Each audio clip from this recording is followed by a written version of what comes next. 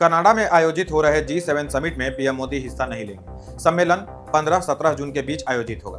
वर्ष 2019 में फ्रांस में आयोजित 45वें G7 सम्मेलन में पहली बार पीएम मोदी को बुलाया गया था। फ्रांस के बाद पीएम मोदी ने ब्रिटेन, जर्मनी, जापान और इटली में आयोजित G7 सम्मेलनों में हिस्सा लिया। इटली के बाद अब G7 सम्मेलन कनाडा में आयोजित किया जा रहा है, जिसमें भारतीय प्रधानमंत्री को नहीं बुलाया गया।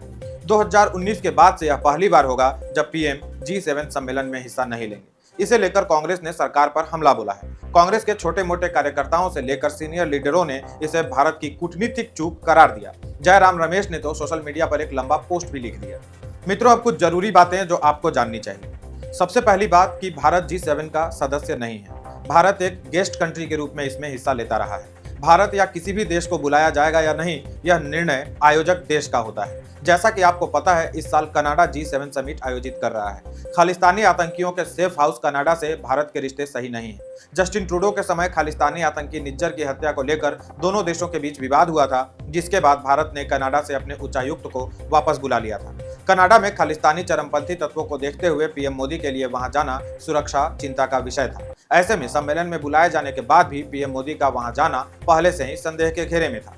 दूसरी बात, पहला G6 सम्मेलन वर्ष 1975 में फ्रांस में आयोजित हुआ था। G6 इसलिए क्योंकि शुरुआत में इसके सदस्य देशों की संख्या 6 ही थी।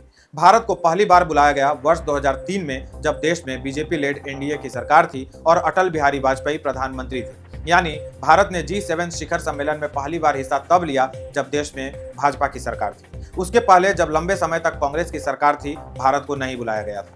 अटल बिहारी वाजपेयी ने विश्व को भारत के महाशक्ति होने का एहसास करा दिया था, जिसके बाद भले सरकार बदल गई, लेकिन भारत की छवि चमक गई। यही कारण रहा कि मनमोहन सिंह को भी G7 समिट में बुलाया गया। 2005 से लेकर 2009 तक मनमोहन सिंह ने G7 समिट में हिस्सा लिया, लेकिन 2010 के G7 समिट में उनको नहीं बुलाया गया। आपको पता है 2010 में G7 समिट कहां आयोजित हुआ? कनाडा में। इसका अर्थ हुआ कनाडा शुरू से ही भारत को G7 समिट में नहीं बुलाता है। अटल बिहारी वाजपेयी पहली बार G7 समिट में हिस्सा लेने फ्रांस गए थे और संयोग से पीएम मोदी को भी पहली बार फ्रांस जाकर अपने देश को रिप्रेजेंट करने का अवसर मिला। उसके बाद क्रमशः ब्रिटेन, जर्मनी, जापान और इटली गए। इटली के बाद अब कनाडा में यह शिखर सम्मेलन आयोजित हो रहा है और भारत को नहीं बुलाया गया, ठीक वैसे ही जैसे 2010 में मनमोहन सिंह को नहीं बुलाया गया था। जो होस्ट है वह तय करेगा गेस्ट कौन हो। हे राम रमेश जी, इसमें कूटनीतिक चूक क्या है?